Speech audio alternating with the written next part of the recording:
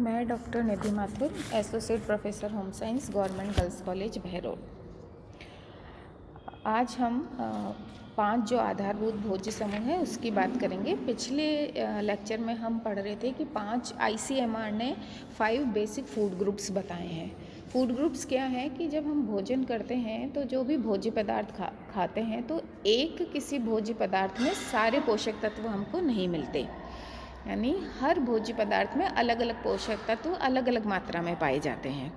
तो हमको सारे पोषक तत्व प्राप्त करने के लिए अलग अलग भोज्य पदार्थ को खाना ज़रूरी होता है। यानी कुछ हमको दाल भी खानी पड़ेगी, अनाज भी खाना पड़ेगा, तो सब्ज़ी भी खानी पड़ेगी, जिससे कि हमारे पूरे दिन की जो आवश्यकता है उसकी पूर्ति हो सके। तो ICMR ने 5 फूड ग्रुप्स हमको दिए हैं, जिसमें अलग अलग प्रकार के पोषक तत्व हमको मिलते हैं। तो 5 जो भोज्य समूह हैं वो हैं, पहला है प्रोटीन ग्रुप है, जिसके अंदर सारे प्रोटीन से संबंधित भोज्य पदार्थ आते हैं। फिर आते हैं प्रोटेक्टिव फ्रूट्स और वेजिटेबल्स, रक्षात्मक फल व सब्जियां। फिर तीसरा समूह है द्वितीय रक्षात्मक फल व सब्जियां। फिर है अनाज व मिलेट, और फिर आखिरी है वसा व शक्कर। अब हम एक एक को विस्तार से समझेंगे। पहला जो भोज्य समूह है वो प्रोटीन युक्त भोज्य पदार्थ का है। सबसे इम्पॉर्टेंट है प्रोटीन हमारे शरीर में, क्योंकि वही हमारे शरीर का निर्माण का कार्य करता है। हमारा शरीर प्रोटीन से ही बना हुआ है, इसलिए इसको प्रथम स्थान दिया गया है। यानी प्रोटीन का मुख्य कार्य है शारीरिक विकास और वृद्धि, तो उसके लिए प्रोटीन हमको बहुत ज़्यादा ज़रूरी है। और जो भी हम प्रोटीन जब हम खाते हैं तो उससे हमको शरीर का निर्माण तो होता ही है, साथ साथ ऊर्जा भी मिलती है, कई प्रकार के आयरन भी मिल जाता है, वसा भी मिल जाता है, और कई खनिज मिल जाते हैं। तो इस प्रकार से प्रोटीन हमारे लिए बहुत ज़्यादा आवश्यक है। अब प्रोटीन समूह के अंदर 2 हम उसकी बात करते हैं। पहला है दाल। जितनी भी दालें हैं वो इस समूह के अंदर आती है, जैसे चने की दाल हुई, अरहर की दाल हुई, मूंग की, मसूर की, उड़द की, मोठ की, राजमा हुआ, चना हुआ, सोयाबीन, ये सारी चीज़ें इस समूह के अंतर्गत आती है। और इनसे हमको क्या मिलता है? प्रोटीन मिलता है, कुछ अदृश्य वसा मिलती है, विटामिन्स मिलते हैं, खनिज मिलते हैं। तो अगर हमको दिन का पूरे आहार तालिका तैयार करनी है तो इस हर भोज्य समूह से एक एक पदार्थ भोज्य पदार्थ हमको लेना है। तो अब दालें हैं, अब इतने प्रकार की दालें हैं, तो हम कोई सी भी दाल इसमें से चुन सकते हैं। अब इसके हमको कितनी मात्रा लेनी है? एक दिन के आहार में हम कम से कम 2 से 3 बार हमको इस दालों को लेना है। और 2 से 3 बार में मतलब है कि एक बार लेंगे तो 10 से 15 ग्राम जो दाल है वो पर्याप्त रहेगी। यानी पूरे दिन में हमको 20 से 30 ग्राम या 50 ग्राम तक दालें का कंजम्पशन होना चाहिए हमारा। उसको हम 2-3 बार आहार में ले सकते हैं, 2 बार ले सकते हैं। जैसे सुबह का जो खाना है उसमें लंच में हम दाल ले सकते हैं, और शाम को भी दाल ले सकते हैं डिनर के टाइम में। तो उसमें हम जैसे एक टाइम आपने राजमा वगैरह रख लिया तो दूसरे टाइम में हम कोई दूसरी दाल बना सकते हैं, या अलग अलग प्रकार से इसकी वैरायटी यूज़ कर सकते हैं और अलग अलग फॉर्म में यूज़ कर सकते हैं। जैसे कोई दाल की सब्जी भी बना सकते हैं, कोई दाल की सूखी सब्जी भी बना सकते हैं, दाल को किसी और फॉर्म में भी काम में ले सकते हैं। फिर प्रोटीन समूह में ही एक तो दालें हुई, और दूसरा है दूध व दूध से बने पदार्थ। दूध से बने पदार्थ कौन से हुए? जैसे छाछ हुआ, दही हुआ, मावा हुआ, मिठाई, दूध की बनी हुई जो मिठाई है, पनीर है, ये सारी चीज़ें। और इनसे भी हमको मिलेगा विटामिन, खनिज, लवण, वसा, प्रोटीन आदि, है ना। और इनकी भी मात्रा कितनी लेनी है हमको?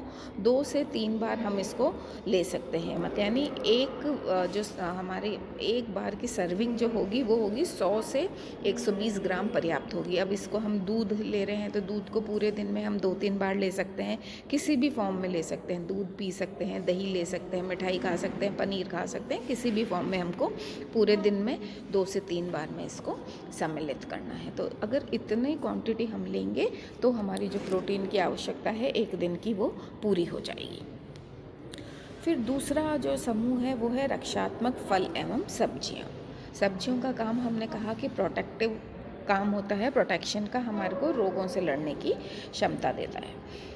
तो सबसे पहले है हरी पत्तेदार सब्जियां और पीली सब्जियां, जैसे पालक हुआ, बथुआ, मेथी, चने का साग हुआ, सरसों का साग हुआ, हरे पत्ते वाले प्याज हुए या काशी फल हुआ। ये सारे क्या है, पीली सब्जियां, पीली और हरी पत्तेदार सब्जियां हैं। इनसे हमको मिलेगा vitamin C, vitamin B, carotene, calcium, phosphorus और कई प्रकार के अन्य खनिज लवण इनसे हमको मिलते हैं। अब इनकी मात्रा की हम बात करें तो ये 2 से 3 बार आहार में इनको हम सम्मिलित कर सकते हैं, और यानी पूरे दिन में हमको ये सब्जियां कितनी बार खानी है, 2 या 3 बार, या सुबह शाम भी इसको काम में लेना है। अगर हम नाश्ता कर रहे हैं उसमें भी प्रयोग में ले सकते हैं। और एक सर्विंग होती है इसकी 50 से 70 ग्राम।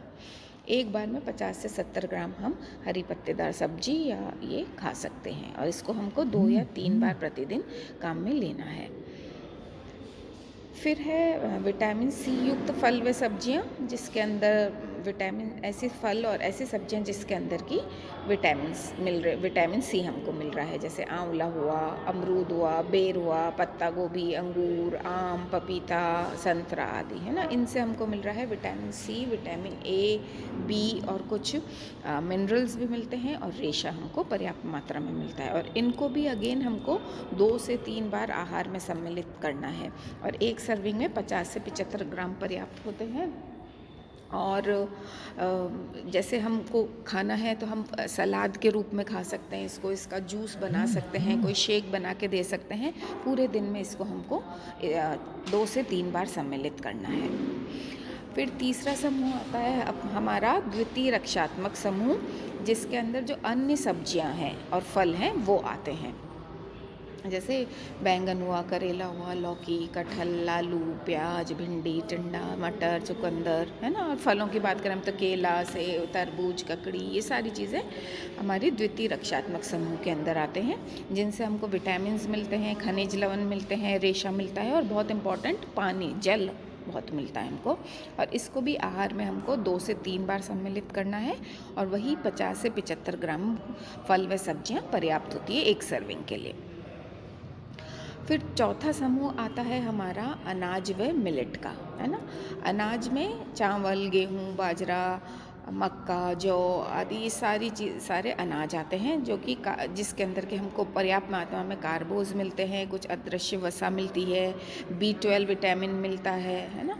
और ये हमारा बेसिक फूड होता है, जैसे हम रोटी वगैरह खाते हैं तो उससे अगर चपाती हम खा रहे हैं तो 2-3 चपाती एक बार की सर्विंग के लिए पर्याप्त होती है। और साथ ही उसके साथ हम जैसे आधा कटोरी चावल भी काम में ले सकते हैं, तो पूरी अनाज की पर्याप्त मात्रा में हमको मिल जाएंगे सारे कार्बोहाइड्रेट। अगर इसको हम दूध या दही के साथ भी प्रयोग कर लें तो ये और ज़्यादा न्यूट्रिटिव हो जाता है। जैसे दालों के साथ हम अनाज को प्रयोग कर लें, खिचड़ी वगैरह बनाते हैं, दूध के साथ हम अनाज को दूध दलिया वगैरह का अगर कंज्यूम करेंगे तो उसकी न्यूट्रिटिव वैल्यू और अधिक बढ़ जाएगी। और फिर आखिरी समूह है हमारा वसा। वसा हमको कहाँ से मिलेगा? तेल, घी, मक्खन, तेल युक्त बीज, मूंगफली, सोयाबीन, है ना, इन सब से। और इसमें क्या मिलेगा? पूरा वसी अम्ल, है ना। और इनमें कई विटामिन्स भी अवशोषित हो जाते हैं, तो इनको 3 से 4 बार हम आहार में सम्मिलित कर सकते हैं, और इनकी मात्रा 15 से 20 ग्राम ही एक बार में पर्याप्त रहती है, कि बहुत ज़्यादा तेल या घी हमको कंज्यूम नहीं करना है।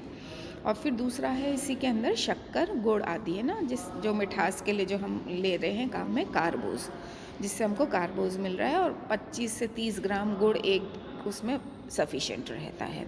तो अब यहाँ हमको क्या समझ में आया कि जितने भी भोज्य समूह, जो 5 भोज्य समूह है, प्रोटीन वाला समूह है, रक्षात्मक फल सब्जियां हैं, द्वितीय रक्षात्मक समूह है, अनाज मिलेट है, और वसा, इन सब ग्रुप में से डेली जब हम आहार तालिका बना रहे हैं, पूरे दिन के आहार में हर ग्रुप में से एक एक आइटम कोई चुनकर हमको बनाना है। जैसे एक दाल ले ली, एक को दूध दही का कुछ ले लिया, एक हरी पत्तेदार सब्जी वाले समूह में से कुछ ले लिया, द्वितीय सब्जी कोई ले ली, अनाज ले लिया हमने, और वसा ले लिया।